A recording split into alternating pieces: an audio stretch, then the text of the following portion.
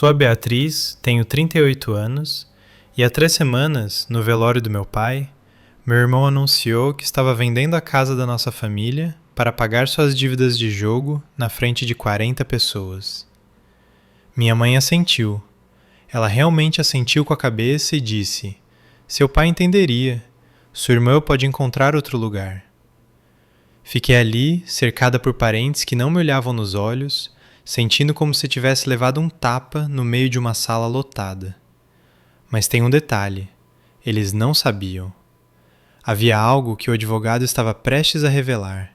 Algo que meu pai manteve escondido por 15 anos. Antes de continuar, se você achar que essa história vale a pena ser ouvida, por favor, tire um momento para curtir e se inscrever, mas apenas se você genuinamente quiser saber o que aconteceu a seguir. E me conte nos comentários, de onde você está ouvindo agora? Que horas são aí onde você está? Deixe-me levá-lo de volta a 3 semanas atrás, para a noite em que recebi a ligação às 2 da manhã. Meu celular iluminou minha pequena kitnet no centro de São Paulo, aquela com a estante da Tok Stock, o vaso de espada de São Jorge que mantive vivo por 6 anos e pilhas de livros de contabilidade que eu ainda não conseguia jogar fora. O nome da mãe piscou na tela. Seu pai desmaiou. Ele está no hospital sírio-libanês. Venha agora. Dirigi 45 minutos pelas marginais vazias no meu Toyota Corolla 2015. Aquele com 190 mil quilômetros rodados e uma luz na injeção eletrônica que eu estava ignorando há meses. Quando entrei no estacionamento do hospital, avistei a BMW preta do Marcelo brilhando sob as luzes fluorescentes. Ele tinha chegado antes de mim. Claro que tinha, mas isso não importava. Quando cheguei à UTI, papai já tinha ido embora. A última vez que falei com ele foi 3 meses antes, um telefonema que durou talvez 90 segundos. Ele perguntou: você está bem? E eu disse sim. E então ficamos em silêncio, até que um de nós inventou uma desculpa para desligar. Eu não sabia que aquela seria a última vez que ouviria a voz dele. Eu estava acostumada a ser a última a chegar, mas desta vez eu desejei ter chegado mais cedo. Para entender o que aconteceu naquele velório, você precisa entender minha família. Há 20 anos, eu tinha 18 anos, sentada à nossa mesa de jantar com cartas de aceitação da faculdade espalhadas à minha frente. USP, Mackenzie, PUC. Trabalhei durante todo o ensino médio por essas cartas e precisava que meus pais me ajudassem a descobrir como pagar por isso. Minha mãe pegou a carta da Mackenzie, olhou para ela e a largou, como se fosse propaganda de supermercado. Por que gastaríamos esse tipo de dinheiro com você? Ela disse. Você é uma menina. Vai se casar, ter filhos, seu marido vai prover. É assim que funciona. Olhei para o meu pai. Ele estava olhando para sua xícara de café, mandíbula tensa, sem dizer nada. Naquele mesmo ano, Marcelo, 3 anos mais velho que eu e já no 2º ano na IFGV, recebeu tudo de mão beijada. Não bolsas de estudo, apenas cheques dos nossos pais. Eles compraram um Honda Civic para ele ir às aulas, alugaram um apartamento perto do campus na região da Paulista para que ele não tivesse que lidar com repúblicas. Eu recebi uma lista de empregos que contratavam jovens de 18 anos. Então eu me virei sozinha. Candidatei-me a todas as bolsas que pude encontrar, consegui o suficiente para cobrir 70% da mensalidade na Mackenzie e trabalhei em 2 empregos de meio período. Noites de semana em um call center, fins de semana em uma cafeteria para cobrir o resto. 4 anos dormindo 5 horas por noite, comendo miojo porque fazer compras no mercado era um luxo, vendo meus colegas irem a festas enquanto eu pegava turnos extras. Me formei com uma média alta e um registro no Conselho Regional de Contabilidade, que agora está pendurado no meu pequeno apartamento. Eu conquistei cada letra daquilo. Foi também por isso que parei de falar com minha família por 2 anos após a formatura. Eu não conseguia olhar para eles sem sentir o peso de tudo que me negaram. Filhos homens são os pilares da família, minha mãe costumava dizer. Filhas são apenas visitas passageiras. Ouvi essa frase tantas vezes que comecei a acreditar nela. Na manhã seguinte à morte do papai, dirigi de volta para a casa onde cresci pela primeira vez em 3 anos. Era um sobrado estilo colonial, com 4 quartos em um bairro nobre de São Paulo, construído em 1985, com uma varanda ampla e um quintal onde eu costumava pegar vagalumes.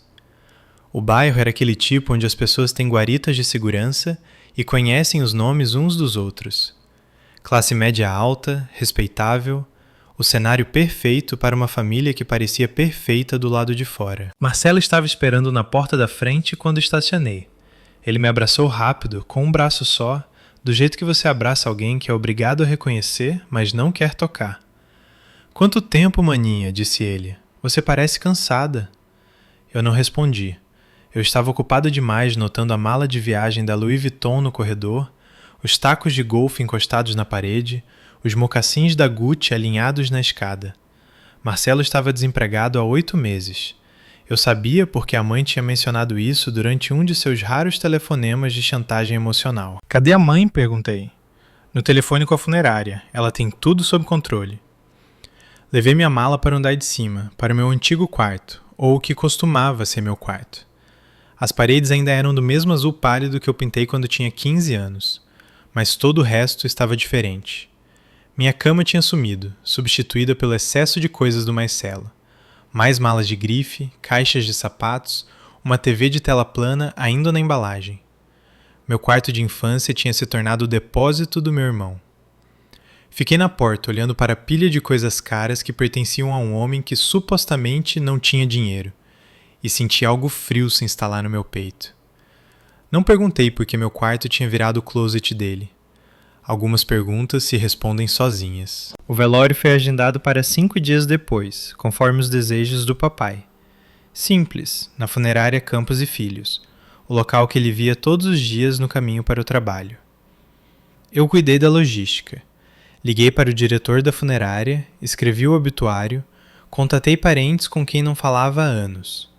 Organizei as coroas de flores, confirmei o serviço de café e certifiquei-me de que os santinhos fossem impressos com a foto certa, a do papai de 10 anos atrás, antes de ele começar a parecer cansado o tempo todo. Marcelo cuidou da simpatia. Sempre que um vizinho passava com um prato de comida, ele aparecia na porta com seu luto ensaiado, aceitando condolências como um político trabalhando uma multidão. Muito obrigado por pensar em nós, dizia ele, mão no ombro, voz grossa de emoção. Papai teria apreciado. Mas a portas fechadas, as coisas eram diferentes. Notei isso no 3º dia. Mamãe e Marcelo mantinham conversas sussurradas na sala de estar, conversas que paravam abruptamente sempre que eu entrava. Eu pegava fragmentos como depois do enterro e imobiliária e resolver rápido. Na 4ª noite, eu estava passando pela cozinha quando ouvi Marcelo no telefone. Eu sei, dizia ele, sua voz tensa com algo que parecia medo. Terei em breve, depois dessa semana. Apenas me dê até... Ele me viu e desligou imediatamente. Quem era? Perguntei. Ninguém, coisas de trabalho. Ele não trabalhava há 8 meses. Não insisti, mas guardei isso na minha mente. Outra peça de um quebra-cabeça que eu ainda não entendia. Naquela noite, deitei no quarto de hóspedes olhando para o teto, imaginando que meu irmão estava tão desesperado para pagar e por que seu medo parecia maior que seu luto. Na noite anterior ao velório, não consegui dormir. Então, fiz o que sempre faço quando não consigo acalmar minha mente: organizar. Papai tinha um pequeno escritório no porão, um quarto desordenado com uma mesa de madeira e arquivos dos anos 90. Ninguém tinha tocado nele desde que ele ficou doente. Imaginei que poderia pelo menos começar a separar as coisas, me tornar útil de uma maneira que não exigisse falar com ninguém. O primeiro arquivo estava cheio de declarações de imposto de renda e contas de luz de décadas atrás. O segundo guardava fotos antigas, boletins escolares, meus e do Marcelo, e uma pasta rotulada Documentos Importantes. Dentro, encontrei minha certidão de nascimento, algumas fotos minhas quando bebê e uma única folha de papel com um logotipo que eu não reconhecia. Oliveira Holding Patrimonial Limitada, datado de 2009. Eu encarei aquilo. O documento era algum tipo de contrato social, denso com linguagem jurídica que eu não entendia completamente, mas vi meu nome no texto e minha assinatura no final, arredondada e incerta, a caligrafia do meu eu de 23 anos. Lembrei-me daquele dia, em 2009, Papai me ligou e pediu para ir em casa assinar alguns papéis. Apenas coisas administrativas para o negócio, ele disse. Nada importante. Eu tinha acabado de sair da faculdade. Ainda confiava nele apesar de tudo. Então, assinei onde ele apontou sem ler as letras miúdas. Eu tinha esquecido completamente disso até agora. Deslizei o papel para dentro da minha bolsa, planejando perguntar à mãe sobre isso mais tarde. Quando a encontrei na cozinha na manhã seguinte e mencionei a Oliveira Holding Patrimonial, ela acenou com a mão de forma desdenhosa. Essa empresa foi dissolvida anos atrás.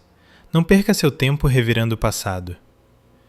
Então, não mencionei novamente, mas guardei o papel. Algo me disse para fazer isso. O velório foi numa quinta-feira, cinzenta e fria. Aquele tipo de dia de novembro que faz tudo parecer mais pesado. A funerária Campos e Filhos era a maior da região, com painéis de madeira escura e vitrais que lançavam luz colorida sobre os bancos. Mais de 40 pessoas vieram, parentes, ex-colegas da construtora que papai gerenciava, vizinhos que se lembravam dele como o homem quieto que sempre ajudava na rua. Marcelo fez o elogio fúnebre.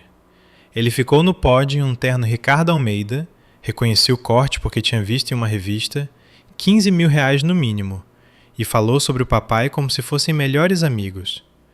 Ele falou sobre viagens de pesca que fizeram, conselhos que papai lhe dera, o vínculo inquebrável entre pai e filho. Sentei-me na última fileira ouvindo histórias que nunca tinha ouvido, imaginando se alguma delas era verdade. As viagens de pesca talvez, mas as conversas profundas, a conexão significativa... Morei naquela casa por 18 anos e nunca vi papai falar com Marcelo sobre nada mais pessoal do que placares de futebol. Mas a multidão ficou comovida. Mulheres enxugavam os olhos, homens assentiam solenemente. Marcelo sempre foi bom em atuar. Mamãe sentou-se na primeira fila, vestindo Chanel preto e seu colar de pérolas característico, um presente do Marcelo, ela gostava de lembrar as pessoas, embora todos nós soubéssemos que papai tinha pago por ele. Ela aceitava condolências com dignidade ensaiada, a viúva enlutada que tinha tudo sob controle. Ninguém veio ver como eu estava. Ninguém perguntou como eu estava aguentando. Eu era apenas ruído de fundo, a filha que esteve longe demais para importar. Eu não sabia que o elogio fúnebre era apenas o ato de abertura. A verdadeira performance viria a seguir. Após a oração final, a maioria das pessoas começou a pegar seus casacos para sair, mas Marcelo voltou ao pódio e pigarreou. Se eu pudesse ter a atenção de todos por apenas mais um momento... A sala ficou imóvel. Vi mamãe acenar para ele de seu assento, um gesto minúsculo, quase imperceptível, como um diretor dando a deixa a um ator. Nossa família tem discutido o que fazer daqui para frente, disse Marcela, sua voz carregando a mesma emoção ensaiada de antes. E tomamos uma decisão difícil. Vamos vender a casa da família. Murmúrios percorreram a multidão. Tia Patrícia, irmã do papai, colocou a mão no peito. A casa na Rua das Acácias? Ricardo amava aquela casa. Eu sei, disse Marcela, balançando a cabeça com o que parecia tristeza genuína. Mas é hora de um novo começo. Mamãe não quer ficar lá sozinha, cercada de memórias. E, francamente, a manutenção é demais para ela lidar sozinha. Ele fez uma pausa, deixando aquilo assentar, e então acrescentou. Já discutimos isso em família. Mamãe, eu e Beatriz estávamos todos de acordo. Meu estômago embrulhou. Eu não tinha concordado com nada. Eu nem sequer tinha sido consultada. Comecei a me levantar para dizer algo, mas mamãe se virou e olhou para mim. Seus olhos eram afiados. Um aviso. Não se atreva a fazer uma cena. A casa será listada no próximo mês, continuou Marcelo. Só queríamos que todos soubessem para que não haja surpresas. Após o anúncio, as pessoas se aproximaram da mamãe com simpatia. Uma decisão tão difícil. Ricardo entenderia. Você tem que fazer o que é melhor para a família. Ninguém me perguntou o que eu pensava. Fiquei congelada no fundo da sala, assistindo minha casa de infância ser vendida no velório do meu pai e não disse uma palavra. Mas Marcelo não tinha terminado. Ele olhou para a mamãe e ela se levantou de seu assento como se tivessem ensaiado isso também. Quero acrescentar algo, disse ela, alisando o vestido preto enquanto caminhava para a frente. Sei que alguns de vocês podem estar se perguntando sobre a situação da Beatriz. Meu rosto esquentou. 40 pares de olhos se voltaram para mim. Beatriz é uma jovem forte e independente, continuou mamãe, com o mesmo tom que usava para explicar por que não podíamos pagar algo que ela não queria comprar. Ela tem um bom emprego, seu próprio apartamento. Ela se mudou anos atrás e construiu sua própria vida. Ricardo ficaria orgulhoso disso. Ela fez uma pausa, inclinando a cabeça com um sorriso triste. Ela não precisa da casa, não do jeito que o Marcelo precisa. Ele teve alguns contratempos. Ele precisa do apoio da família agora. Tenho certeza de que todos vocês entendem. Alguém na multidão, acho que foi a tia Doroteia, sussurrou. Bem, ela os abandonou por anos. Seu pai entenderia, disse mamãe, olhando diretamente para mim agora. Sua irmã pode encontrar outro lugar. Senti as palavras aterrissarem como um golpe físico. Ela tinha acabado de dizer a toda a nossa família estendida que eu não merecia nada, que eu era um pensamento secundário, que o que quer que acontecesse com minha casa de infância não era da minha conta. Uma prima distante chamada Bárbara se inclinou para mim. Você sabe que sua mãe está certa, querida. Você se deu tão bem na vida. Marcelo precisa da ajuda mais do que você. Eu queria gritar. Queria contar a ele sobre as bolsas de estudo pelas quais tive que lutar, os empregos em que trabalhei, os anos que passei construindo algo do nada enquanto Marcelo drenava todos os recursos que nossos pais tinham. Mas eu não o fiz. Apenas fiquei lá me sentindo menor do que me sentia há anos e não disse nada. Após o serviço, vaguei para fora enquanto todos os outros ficavam para socializar. O ar estava amargo, mas eu precisava dele. Precisava respirar algo que não parecesse traição. Pela janela vi Marcelo apertar a mão de um homem em um terno cinza sob medida. Eles trocaram cartões de visita. O homem entregou a Marcelo uma pasta com o logotipo de uma imobiliária na frente. Ele tinha trazido um corretor para o velório. Mamãe apareceu ao lado do homem, gesticulando em direção à porta como se estivesse dando direções. 1 minuto depois, vi todos entrarem em carros separados e dirigirem em direção à casa. Percebi que eles estavam mostrando a propriedade antes mesmo de o papai ser enterrado. Voltei para dentro para encontrar minha bolsa e foi quando ouvi a tia Doroteia falando com um grupo de primos. Bem, o que você esperava? Beatriz os abandonou, não ligou, não visitou por anos e agora quer aparecer e reivindicar algo? Sangue não funciona assim. Congelei no corredor, escondida por uma coluna, e ouvi. Sua pobre mãe, acrescentou outra pessoa.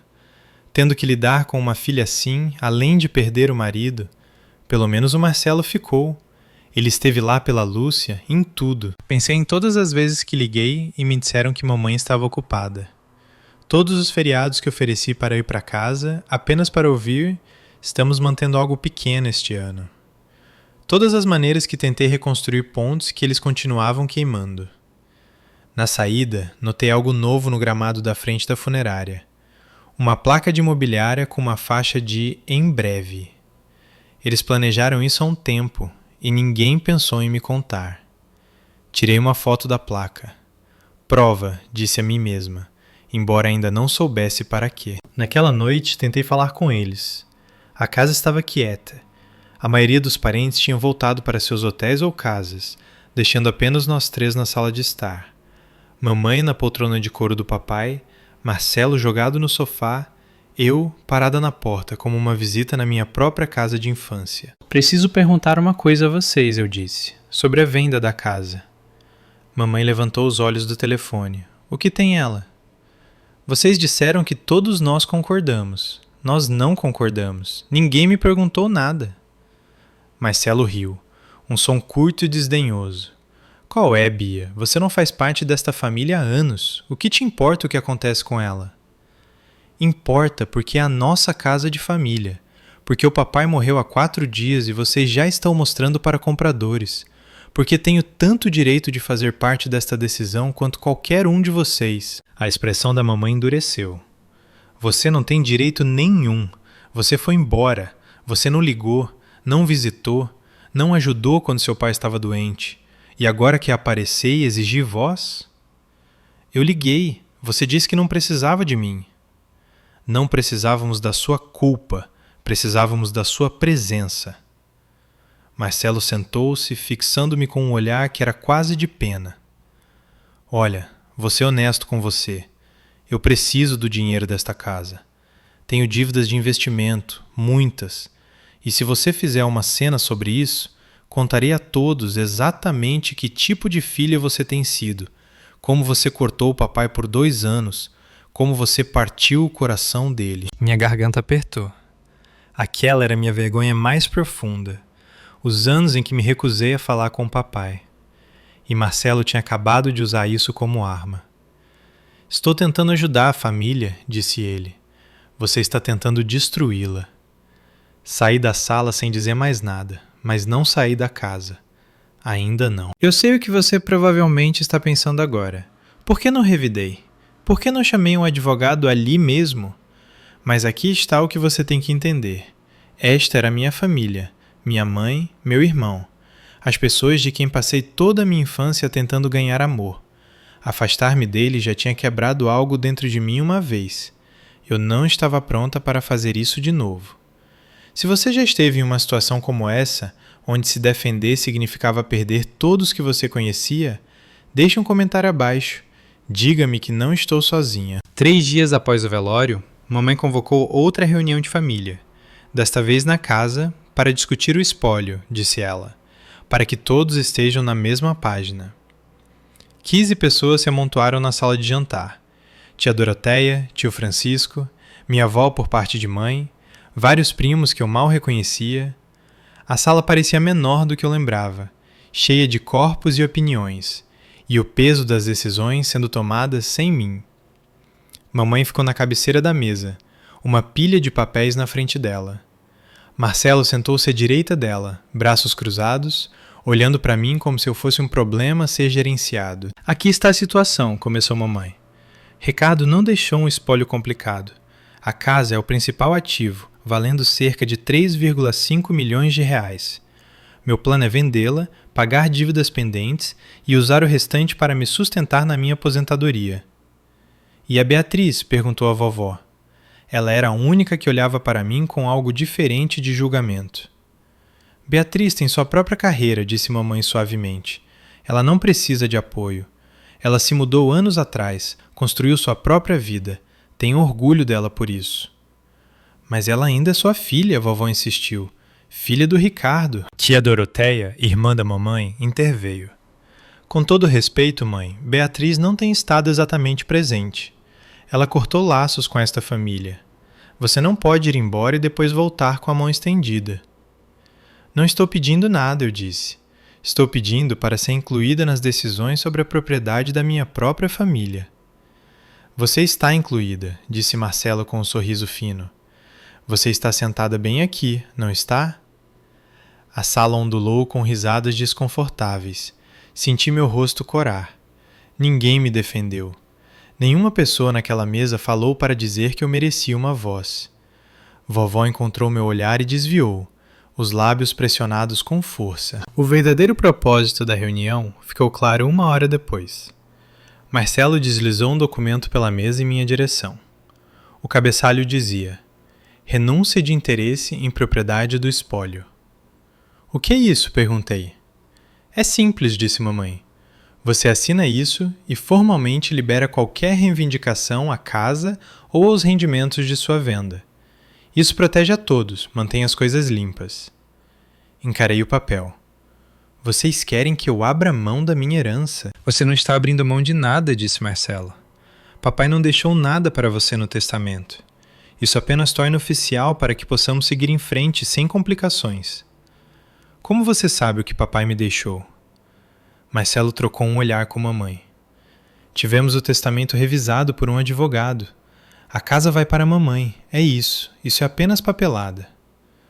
Se eu já não tenho reivindicação, por que vocês precisam que eu assine? A mandíbula dele apertou. Porque queremos que isso seja feito rapidamente. O comprador está pronto. Não precisamos de alguma filha distante aparecendo daqui a 6 meses, alegando que merece uma parte. E se eu não assinar? Mamãe se inclinou para a frente. Então contarei a todos nesta sala e a todos que não estavam aqui exatamente que tipo de filha você tem sido. Como você abandonou seu pai por 2 anos quando ele mais precisava de você. Como você partiu o coração dele. A mesma ameaça que Marcelo havia feito. Eles claramente tinham coordenado. Assine o papel, Beatriz, disse o tio Francisco.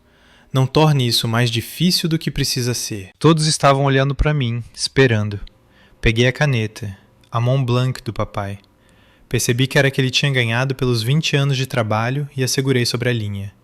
Então a coloquei na mesa. Preciso de tempo para pensar, eu disse. O sorriso do Marcelo desapareceu. Você tem 24 horas. Dirigi de volta para o meu apartamento naquela noite, sentindo como se já tivesse perdido. A kitnet parecia mais vazia do que o normal. Sentei-me no meu sofá de segunda mão no escuro, as luzes da rua lançando longas sombras pela janela, e repassei minhas opções. Eu poderia assinar o papel, desistir de qualquer reivindicação que pudesse ter, ir embora, deixá-los ficar com a casa. Seria mais fácil. Sem mais reuniões de família, sem mais acusações, sem mais ser feita sentir que não pertencia. Mas algo em mim recusou. Talvez fosse orgulho, talvez fosse a memória de todas aquelas noites em que trabalhei em turnos duplos para pagar por um diploma que meus pais se recusaram a financiar. Talvez fosse a maneira como mamãe anunciou para 40 pessoas que eu não importava. Ou talvez fosse o papel na minha bolsa, aquele com o logotipo que eu não reconhecia. Oliveira Holding Patrimonial Limitada. Eu o tirei e olhei para ele novamente na luz fraca. Minha assinatura estava lá no final, arredondada e jovem, de 15 anos atrás. Papai me pediu para assinar e eu assinei sem questionar porque confiava nele. O que eu tinha assinado? Pensei em ligar para o advogado, mas era quase meia-noite e eu nem sabia por onde começar. Então me lembrei que o programa do velório do papai listava um nome, Geraldo Werneck, advogado de sucessões, conselheiro da família Oliveira por 20 anos. Encontrei o número na antiga agenda do papai, que eu tinha tirado de seu escritório junto com algumas outras coisas. Amanhã, decidi. Amanhã eu ligaria para esse Geraldo Werneck e perguntaria o que Oliveira Holding Patrimonial significava. Se eu ia perder, pelo menos queria saber a verdade primeiro. O escritório de Geraldo Werneck ficava no 4º andar de um prédio de tijolos no centro de São Paulo. Aquele tipo de lugar com placas de bronze, tapetes persas e o cheiro fraco de papel velho. Ele era mais velho do que eu esperava, final de 60 anos, com cabelos brancos e óculos de aro de arame que o faziam parecer o avô de alguém. Mas seus olhos eram afiados quando ele apertou minha mão. Senhorita Oliveira, eu estava esperando que você ligasse. Isso me surpreendeu. O senhor estava? Por favor, sente-se. Ele gesticulou para uma cadeira de couro em frente à sua mesa. Sou advogado do espólio do seu pai há 20 anos. Ele e eu tínhamos um entendimento. Tirei o documento da holding da minha bolsa e deslizei pela mesa. Encontrei isso nos arquivos dele. Não sei o que significa, mas tem meu nome. Werneck pegou e algo cintilou em seu rosto. Reconhecimento, talvez alívio. Você sabe sobre a Oliveira Holding Patrimonial Limitada? Ele perguntou. Minha mãe diz que a empresa foi dissolvida anos atrás. Sua mãe está enganada. Ele abriu uma gaveta e tirou uma pasta parda, grossa, bem organizada, como se estivesse mantendo-a pronta.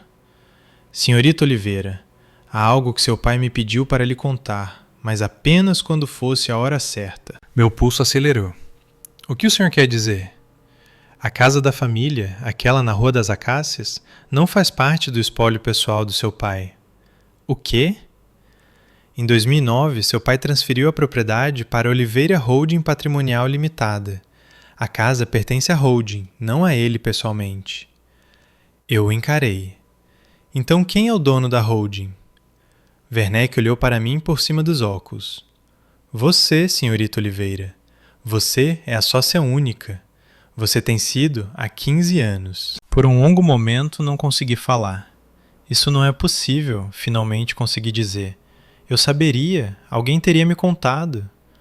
Werneck balançou a cabeça lentamente. Seu pai foi muito específico sobre a confidencialidade. Ele não queria que ninguém soubesse, Nem sua mãe, nem seu irmão, nem mesmo você, até que se tornasse necessário. Mas por quê? Ele puxou outro documento da pasta. Este era mais antigo, o papel ligeiramente amarelado. Em 2008, seu pai veio a mim com preocupações. Ele notou mudanças no comportamento do Marcelo. Jogos, dívidas, o início do que se tornaria um problema sério. Pensei no telefonema desesperado do Marcelo na funerária, o medo em sua voz. Seu pai amava seu irmão, continuou Werneck, mas ele não confiava nele.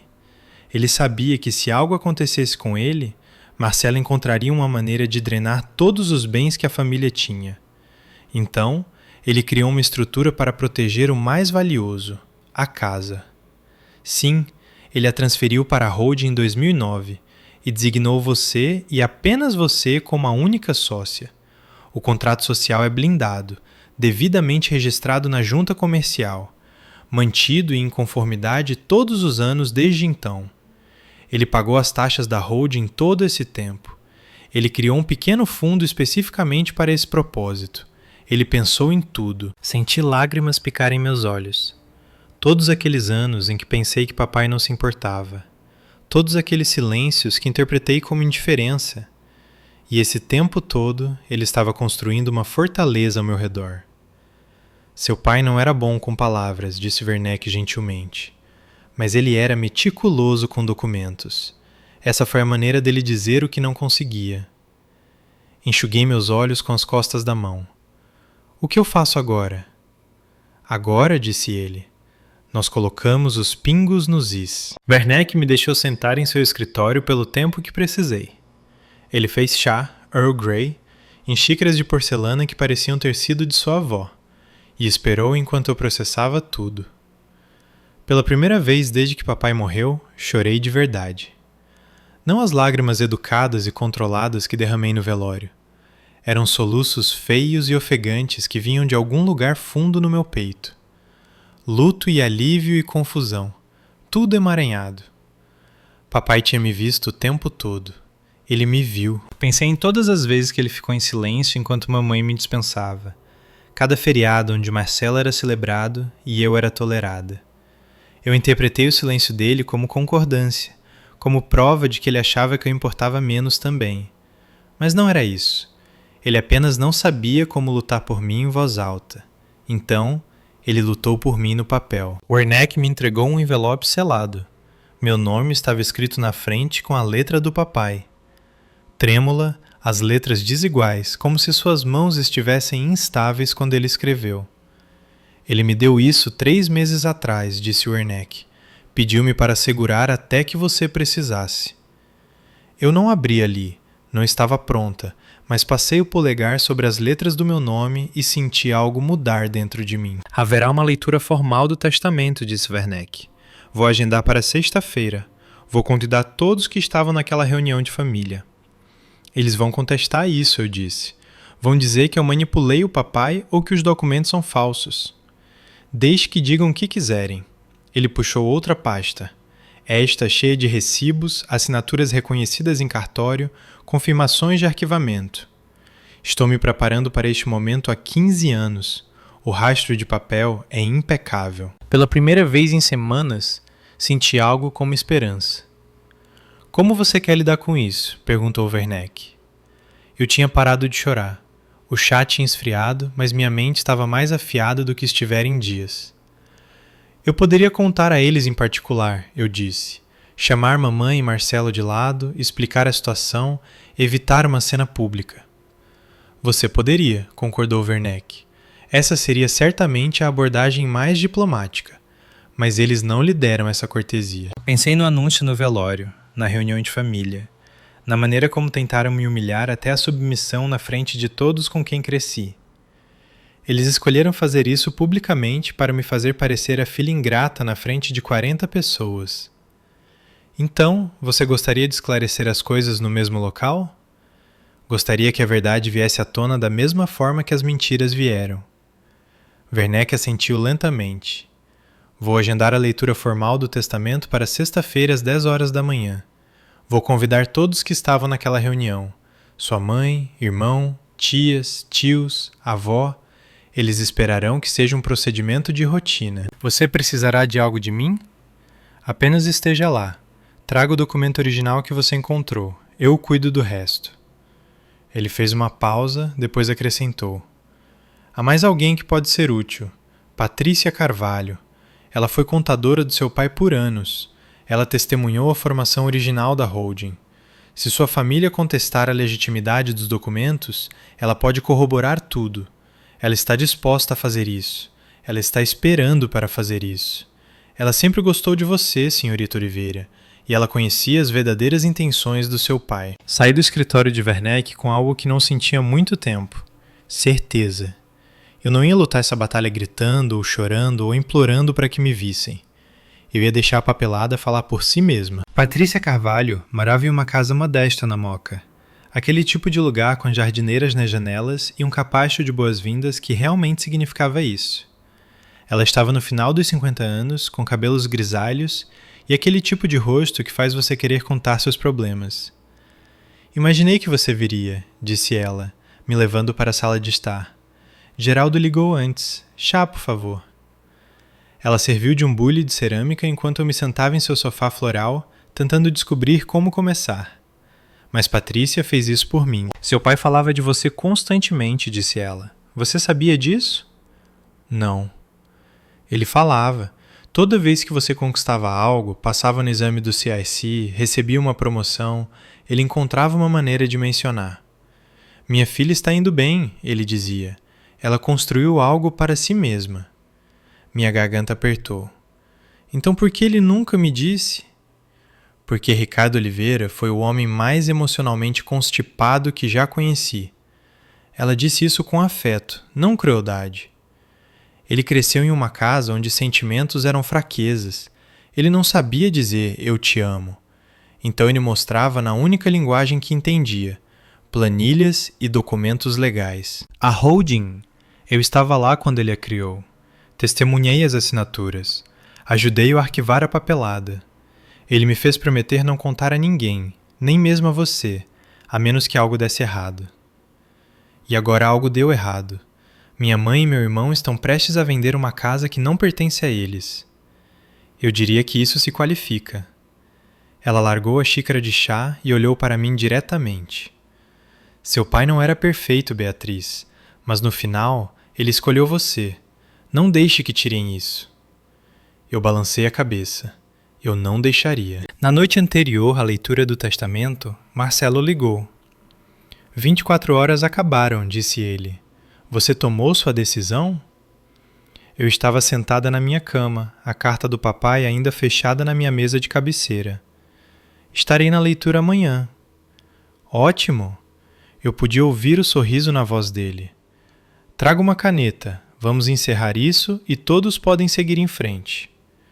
Te vejo lá, Marcelo. Depois que ele desligou, mamãe ligou. O tom dela era diferente, mais suave, quase suplicante. Beatriz, eu sei que as coisas têm sido difíceis entre nós, mas preciso que você entenda que isso não é sobre te empurrar para fora. É sobre sobrevivência.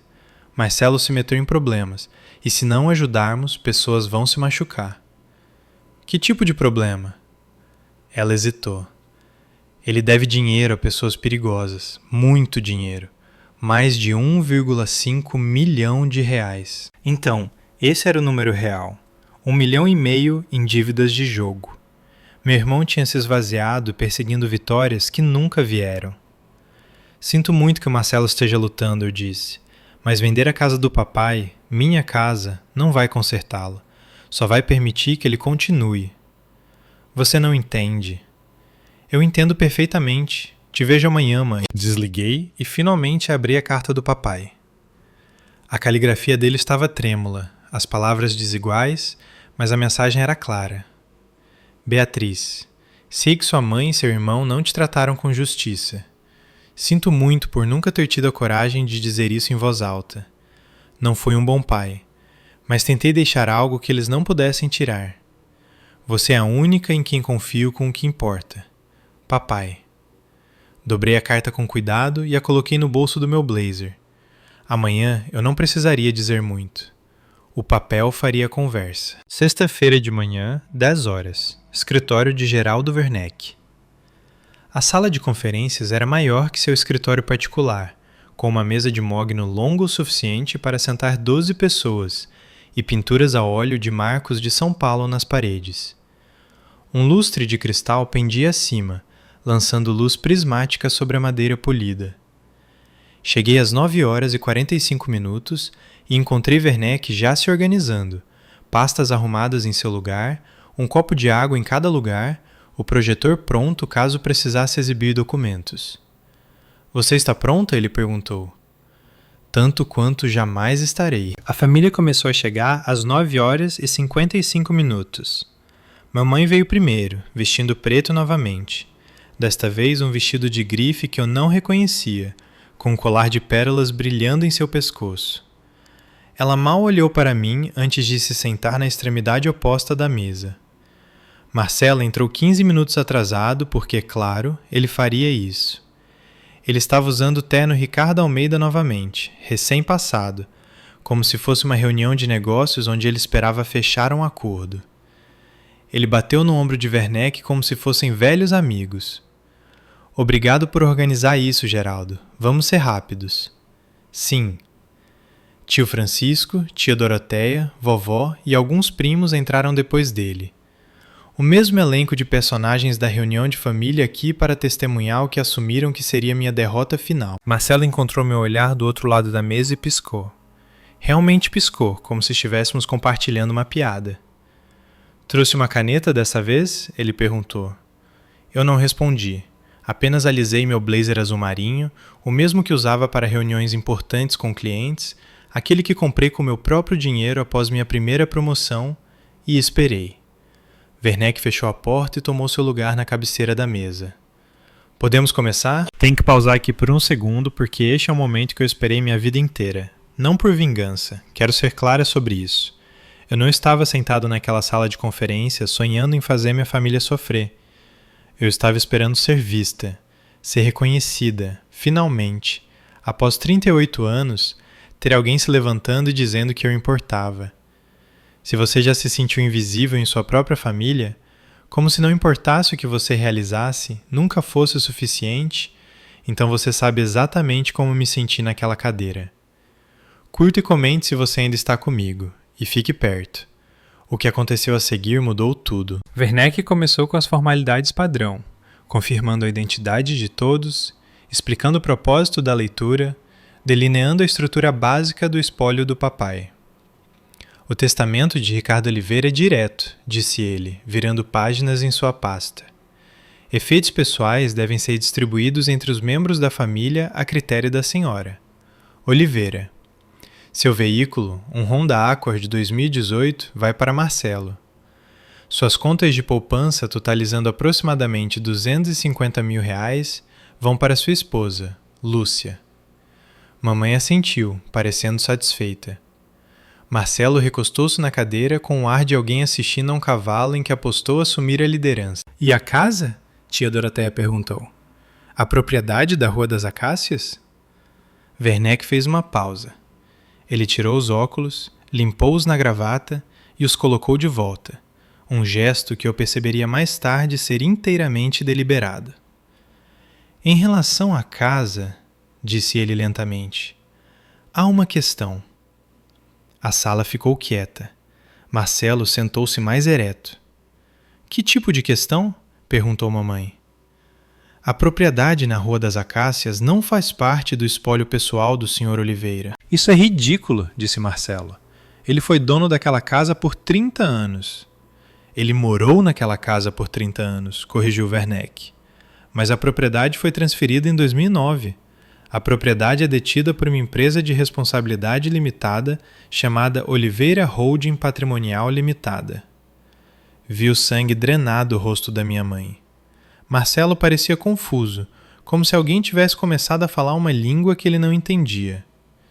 Que diabos é Oliveira Holding Patrimonial? Ele exigiu. Werneck puxou uma pasta grossa debaixo de suas anotações. Na capa, com a letra caprichosa do papai, havia uma etiqueta. Documentos de propriedade, não destruir. Acho, disse Werneck, que precisamos discutir a estrutura corporativa que seu pai colocou em prática há 15 anos. Werneck dispôs os documentos um por um como um croupier espalhando cartas em uma mesa. Em 2009, Ricardo Oliveira transferiu a propriedade da Rua das Acácias para uma holding familiar. A empresa foi devidamente formada. A transferência foi legalmente registrada em cartório e todos os impostos e taxas foram pagos todos os anos desde então. Então, a empresa é dona da casa, disse Marcela. Tudo bem. Quem é o dono da empresa? O contrato social especifica um sócio único, uma pessoa com controle total sobre a holding e todos os seus ativos. Werneck olhou para mim. Todas as cabeças na sala se viraram para seguir seu olhar. Essa pessoa é Beatriz Oliveira. O silêncio durou exatamente 3 segundos. Então Marcelo explodiu da cadeira. Isso é... O rosto dele tinha ido de pálido para vermelho em um instante.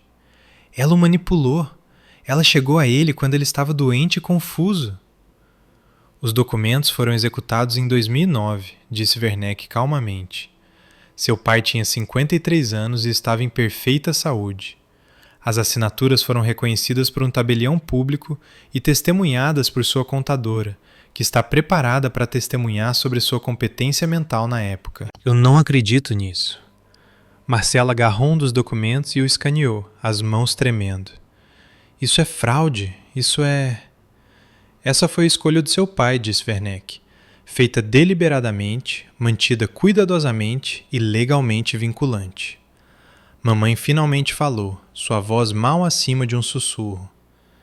Ele nunca me contou. 35 anos de casamento e ele nunca disse uma palavra. Ele me pediu para manter confidencial. Honrei esse pedido. Sentei-me muito quieta, sentindo o peso de 40 anos de dinâmica familiar mudando em tempo real. Minhas tias estavam olhando para mim. Minha avó tinha lágrimas nos olhos.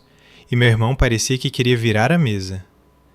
A casa vale quase 3,5 milhões de reais, disse Marcela. Pertence à família. Pertence à holding, respondeu Werneck. E a holding pertence à sua irmã. Mamãe se virou para mim com uma expressão que eu nunca tinha visto antes. Uma mistura de traição e desespero que a fazia parecer mais velha do que seus 67 anos. Você sabia, disse ela. Esse tempo todo você sabia. Descobri há 3 dias, eu disse. Depois que você anunciou no velório do papai que eu poderia encontrar outro lugar. Não se atreva, começou Marcela. Deixa ela terminar, disse vovó bruscamente. Todos ficaram em silêncio. Respirei fundo. Encontrei um documento no escritório do papai e não sabia o que significava. Liguei para o Dr. Geraldo para perguntar. Ele me contou a verdade. Uma verdade que nenhum de vocês se deu ao trabalho de compartilhar, porque já tinham decidido que eu não merecia fazer parte das decisões desta família. A compostura da mamãe rachou. Precisamos desse dinheiro, Beatriz. Marcelo está com problemas reais. Ele deve a pessoas que não negociam. Quanto? Perguntou o tio Francisco, franzindo a testa. Marcelo não disse nada, então eu disse. 1,5 milhão de reais em dívidas de jogo. A sala explodiu. A mão da tia Doroteia voou para o peito. Um dos meus primos murmurou, Jesus Cristo. Tio Francisco olhou para o Marcelo como se nunca o tivesse visto antes. Isso não é preciso, gaguejou Marcela. São investimentos, não... Estou cobrindo ele há anos, disse mamãe, a voz falhando. Dei a ele tudo o que eu tinha economizado. A casa deveria ser o último recurso. Ela olhou para mim com olhos vermelhos. Seu pai se foi há apenas 2 semanas e você vai tomar nossa casa. Não estou tomando nada, eu disse. Estou reivindicando o que o papai me deixou, da mesma maneira que vocês têm reivindicado tudo o que ele deixou para vocês. A única diferença é que ele se certificou de que este não pudesse ser tirado. O colar de pérolas em volta do pescoço dela capturou a luz quando ela baixou a cabeça. Pela primeira vez na minha vida, eu tinha dito algo com o que ela não podia argumentar. Levantei-me. A atenção de todos se voltou para mim.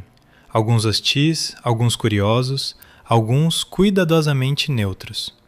Eu podia sentir meu coração batendo forte, mas mantive minha voz firme. Não estou aqui para me gabar, eu disse. E não estou aqui para punir ninguém. Estou aqui porque o papai queria que eu tivesse isso. Ele fez essa escolha quando eu tinha 23 anos e manteve em segredo por 15 anos. Isso me diz algo sobre o que ele acreditava. Diz que ele foi manipulado, cuspiu Marcelo. Diz que ele viu o que estava por vir. Olhei diretamente para meu irmão. Ele sabia que você queimaria tudo o que ele construiu se tivesse a chance. E ele estava certo. Marcelo avançou e por um momento pensei que ele poderia realmente me bater. Mas tio Francisco agarrou o braço dele. Sente-se, disse tio Francisco. Você já fez estrago suficiente. Virei-me para minha mãe. Você pode ficar na casa. Não vou colocá-la na rua, mas será sob um contrato formal de aluguel. R$1 bezerro de Ipuranha, bezerro poderosois, me fecharam contrato formal. R$1,00 por mês e renova anualmente, aumente o rio. R$1,00 por mês, repetiu ela. E o Marcelo não mora lá, isso não é negociável. Você não pode. Eu posso. A casa pertence à minha holding. Eu decido quem mora nela. A sala estava em silêncio absoluto. Eu podia ver os cálculos acontecendo atrás dos olhos de todos, o poder mudando, as velhas suposições desmoronando. Marcelo precisa de ajuda, eu disse mais suavemente agora. Ajuda real, não dinheiro para jogar na mão de bicheiros e agiotas. Se ele quiser fazer tratamento para o vício, eu apoiarei isso. Mas não farei parte de permitir que ele se destrua. Peguei minha bolsa e olhei ao redor da mesa uma última vez. Eu não pedi por isso, mas não vou me desculpar por aceitar o que meu pai escolheu me dar. Então eu saí. Fiz metade do caminho pelo corredor antes de ouvir passos atrás de mim. Beatriz, espere! Virei-me. Era a vovó, a mãe da minha mãe, movendo-se mais rápido do que eu a vira mover em anos, sua bengala clicando contra o chão de mármore. Vovó, sinto muito, eu sei que foi... Não se desculpe. Ela me alcançou e pegou minha mão com as duas dela. O aperto dela era mais forte do que eu esperava. Preciso te contar uma coisa. Entramos em um nicho perto do elevador, fora da vista da sala de conferências. Eu sabia, disse ela. Sobre a holding? Ricardo me contou antes de morrer. Ele pediu-me a bênção. Eu a encarei. Você sabia o tempo todo. Ele veio a mim 3 meses atrás, logo após o diagnóstico. Disse que não tinha muito tempo e precisava saber que tinha feito a coisa certa. Os olhos dela brilharam. Ele me perguntou, você acha que devo proteger a Beatriz? E eu disse a ele, sim, porque a mãe dela não vai. Senti lágrimas ameaçando novamente. Por que você não disse nada na reunião de família? Porque não era meu segredo para contar. E porque... Ela suspirou. Eu queria ver se sua mãe cairia em si sozinha. Dar a ela uma chance de fazer a coisa certa. Ela não fez. Não fez. Vovó apertou minha mão. Mas você fez. Você manteve sua posição. Não deixou que te intimidassem. Aprendi observando a senhora, eu disse calmamente. Ela sorriu. Um sorriso real, do tipo que eu lembrava da minha infância. Você me lembra seu avô.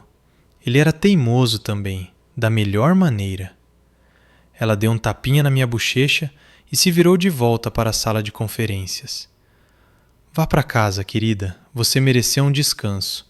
Eu cuido do que sobrou lá dentro. Eu estava quase no meu carro quando Marcelo me alcançou. Beatriz, espere, por favor.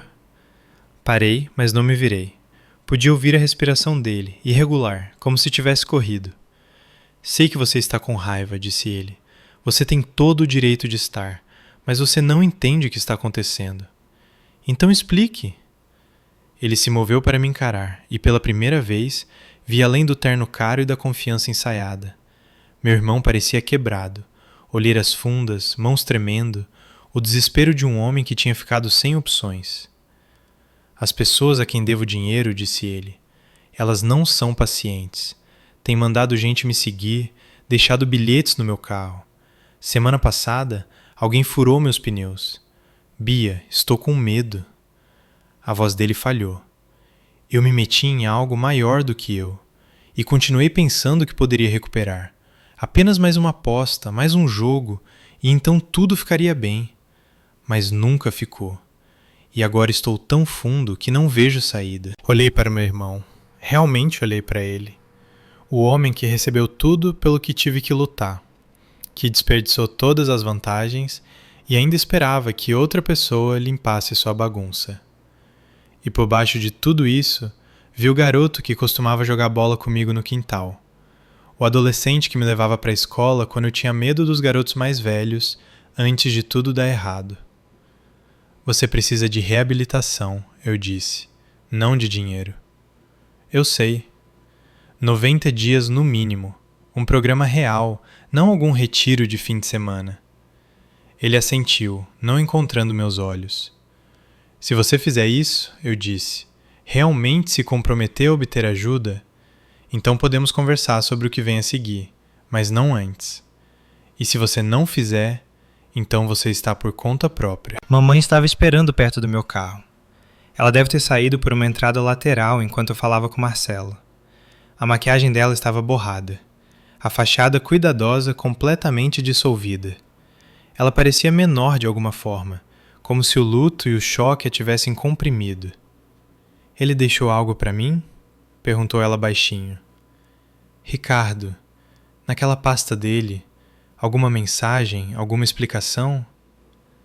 Pensei em mentir, dizer a ela que papai tinha escrito uma linda carta cheia de reconciliação e perdão, mas ela não merecia uma mentira. Ela merecia a verdade. Não, eu disse. Ele não mencionou você em absoluto. Ela estremeceu, como se eu a tivesse batido. 35 anos? Sussurrou ela. Dei a ele 35 anos da minha vida. E ele deixou tudo para... Ele deixou a casa para mim, eu disse. Não porque me amava mais, porque sabia que você e Marcela queimariam. E ele estava certo. Eu estava fazendo o que achava melhor para a família. Você estava fazendo o que era melhor para o Marcelo. Há uma diferença. Ela começou a argumentar, depois parou. Algo mudou em sua expressão. Não aceitação exatamente, mas o início do reconhecimento. Eu criei do jeito que fui criada, disse ela. Filhos homens são investimentos. Filhas são temporárias. Foi o que minha mãe me ensinou. A vovó parece ter mudado de ideia. Uma risada amarga. Ela sempre gostou mais de você. Talvez ela apenas me visse mais claramente. Mamãe levantou a mão e soltou o colar de pérolas, aquele que ela usava todos os dias desde que eu me lembrava, e o segurou na palma da mão por um momento. Não sei como consertar isso, disse ela. Nem eu, admiti, mas talvez seja por onde começamos. Ela não respondeu. Apenas foi embora, ainda segurando as pérolas, me deixando sozinha no estacionamento com o peso de tudo o que tinha acabado de mudar. A leitura do testamento se desfez lentamente depois que saí. Ouvi os detalhes mais tarde da vovó e de Werneck. Tia Doroteia tentou argumentar que a holding era de alguma forma fraudulenta, mas Werneck a calou com a documentação que remontava a 15 anos, assinaturas reconhecidas, registros estaduais, relatórios anuais, cada pingo no i. Tio Francisco chamou Marcelo de lado e disse que ele era uma decepção. Duro, talvez, mas Marcelo apenas assentiu. Ele estava vazio demais para lutar mais. Patrícia Carvalho me ligou naquela noite. Você foi ótima, disse ela. Seu pai teria ficado tão orgulhoso. Eu apenas disse a verdade. Às vezes essa é a coisa mais difícil de fazer. Ela me contou que viu a família sair um por um. Alguns deles pararam para apertar a mão de Werneck e murmurar desculpas por suas suposições anteriores. Alguns primos aparentemente me mandaram mensagens, embora eu ainda não tivesse verificado meu telefone. Sua avó ficou até o fim, acrescentou Patrícia. Ela queria garantir que a mensagem fosse clara. Ela disse à sua mãe: Você fez isso consigo mesma, Lúcia. Não culpe a menina. Sorri apesar de tudo. Vovó sempre teve uma espinha dorsal de aço, mesmo quando o resto de nós estava desmoronando. 2 dias depois, o escritório de Werneck me enviou um pacote formal. O contrato social original, a escritura da propriedade, as chaves da casa na Rua das Acácias. Tudo agora oficial e publicamente meu. Segurei as chaves na mão, o mesmo chaveiro de latão que papai carregou por 30 anos, com um adereço de couro gasto e uma foto minúscula minha aos 5 anos enfiada dentro da janelinha transparente. Ele carregava minha foto o tempo todo.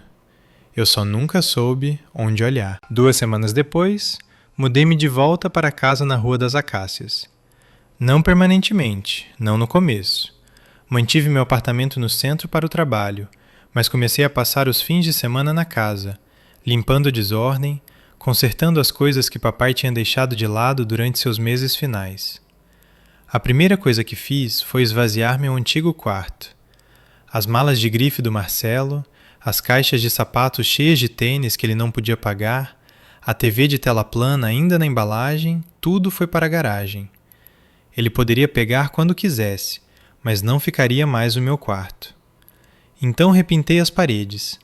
Verde salve suave desta vez, uma cor que eu sempre quis, mas nunca pedi. Mamãe mora no quarto de hóspedes agora, sob o contrato de aluguel que elaboramos, R$1 por mês. Ela fica quieta na maior parte do tempo. Não conversamos muito, mas também não brigamos. É um tipo de paz que eu nunca esperei. Estranha, frágil, mas real. Marcelo se internou em um programa de 90 dias no interior de São Paulo, um de verdade, com terapia em grupo e aconselhamento sobre vícios e sem acesso ao telefone. Não visitei, mas enviei uma carta, apenas uma linha. Estou torcendo por você. Ele respondeu 2 semanas depois. 2 palavras. Obrigado. Aos domingos comecei a jantar com a vovó. Ela vem com um empadão ou uma torta e sentamos na cozinha, onde eu costumava fazer lição de casa. E ela me conta histórias sobre meu avô, o homem teimoso de quem eu aparentemente herdei mais do que sabia. A casa parece diferente agora, mais leve, como se estivesse prendendo a respiração por anos, esperando alguém deixá-la exalar. Coloquei flores frescas na lareira onde fica a foto do papai. Rosas amarelas, as favoritas dele. Ontem à noite, sentei na varanda enquanto o sol se punha, segurando uma xícara de chá de gengibre. O mesmo tipo que papai costumava beber todas as noites, embora eu nunca soubesse disso até encontrar a caneca dele no armário. Li a carta dele 100 vezes agora. As palavras estavam desgastadas nas dobras onde dobrei e desdobrei o papel, mas ainda conseguia distinguir a última linha. Você é a única em quem confio com o que importa. Por tanto tempo, pensei que meu pai não me amava. Pensei que seu silêncio era prova de que eu não valia a pena ser defendida, que eu era invisível para ele da mesma forma que era invisível para todos os outros naquela casa. Mas eu entendi ao contrário. Papai não sabia amar em voz alta. Ele cresceu em uma família onde emoções eram fraquezas e ações eram tudo.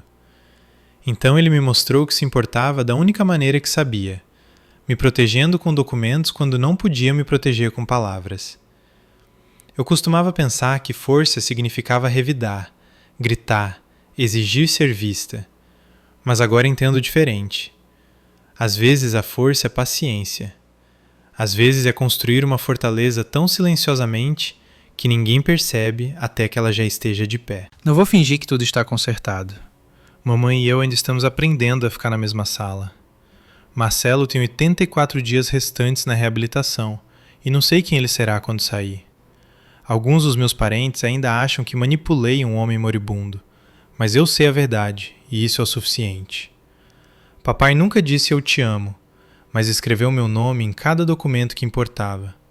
Ele me deu a casa onde cresci, a segurança que minha mãe tentou tirar e um futuro que ninguém poderia roubar. Essa foi a maneira dele dizer isso, e eu finalmente o ouvi. Obrigada por ficar comigo até o fim. Se você já se sentiu invisível em sua própria família, como se não importasse o que realizasse, você sempre fosse menos que o suficiente, quero que saiba de uma coisa. Você merece ser visto. Você merece ser valorizado. E proteger a si mesmo não é egoísmo, é necessário. Se esta história significou algo para você, por favor, clique em curtir e se inscrever. Ajuda mais do que você imagina. E se você tem uma história própria sobre família, sobre limites, sobre finalmente se defender? Compartilhe nos comentários. Eu adoraria ouvir. Verifique a descrição para mais histórias como esta. Até a próxima. Seja gentil consigo mesmo. Você mereceu.